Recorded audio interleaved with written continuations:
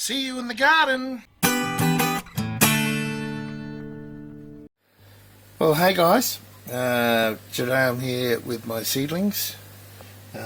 Here's a beautiful mango.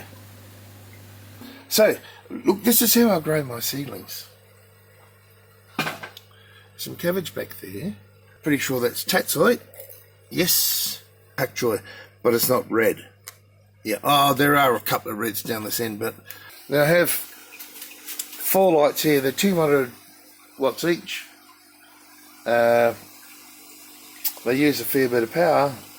I'm using 3 at the moment. 1 for the seedlings and 1 for each of the Hydroponics. This works really well for me. And as you can see there, I've sprayed these with sea salt tonight. I probably spray them every 3 days, just lightly. Well, you know, liberally.